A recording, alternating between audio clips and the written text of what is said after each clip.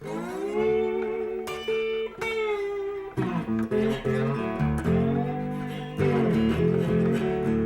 not a very complex music. Very basic, you know. It's three chords in whatever key you play it in, but it's three basic chords, you know. It's like if you were playing an E, it's just E, and then to like A, back to E, and then B. That's it. If I want to have a simple communication musically with people, the blues is one way to get that.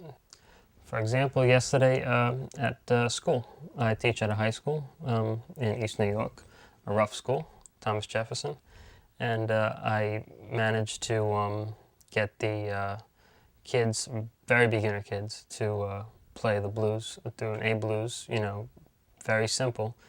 Then I have some other students picked up on it right away, and once they heard it and they recognized it, they liked it. They smiled like, "Oh, I know this song." I'm like, "Well, yeah."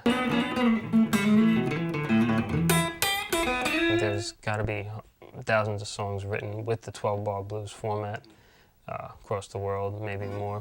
And so when someone says they know that song because they recognize the chord changes, they may be talking about one of a multitude of songs. So the blues is just like it's like an essence. So, you know, it's a format, it's a feeling, it's a spirit, and it's also a series of chord changes that typically go in a certain way. Not always, like I said, but often. I think people ignore simplicity a lot, and you can say so much with simplicity. Blues, the point is to keep the details out of it. It touches everyone as soon as they hear it, you know, and it's like they just automatically relate to it. Keep it simple, so you don't have to worry about what chords you're playing, what licks you're playing, but worry about getting that stupid, stubborn emotion that's in you that won't leave you, getting that out. It's more like medicine. One blues song I wrote has to do with, it was a period where I was having difficulty trusting people. Well, you can't trust people, they'll just screw you over.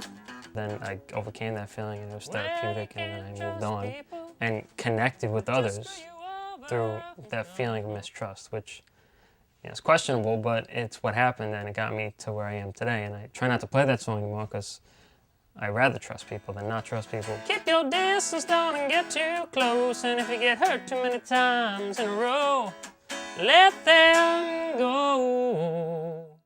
I can only play the blues when I'm happy, which, you know, I guess most people wouldn't really get, but it's true for me, you know. When you're in a pretty even keel state or more on the happy side, I tend to stray away from the blues because blues has a tendency to bring me back in the other direction. It's an outlet of joy. It's not an outlet of depression. The nature of the harmonies in the blues, which is the 7 chord or the dominant chord, has it's like this downward, this gravitational pull towards feeling not so happy. I think you tell stories through it, and you know, and they might be sad stories, but you may be over it or whatever, and it's like a personal reflection that allows you to revisit that, and it's powerful and soulful, but it's not depressing. I think this has a tendency to sound happier than if I add blues. I feel all of a sudden my life is a little more ordinary. It's like mundane to me, to my ear. Being on stage for me is the happiest place for me I could ever be. You know, I love being up there, and I love performing. Put as much passion into it as I need to in order to feel better and in order to satisfy the audience, you know? So if I need to bend, if I need to make a face because I'm in pain, if I need to be in pain to please myself and the audience, and that's what has to happen. This guitar is very special to me, and you know, growing up, Stevie Ray had a beat-up guitar, B.B. King had Lucille, Albert Collins had a Telecaster that it was beat up in here. So everybody's got their beat-up guitar from Texas and these old blues dudes. And about earlier this year, I was like, I'm kind of that guy right now. I have the old guitar. I'm from Texas. I'm making a living playing music in New York. You know, I'm working on my original music, trying to get a break and everything.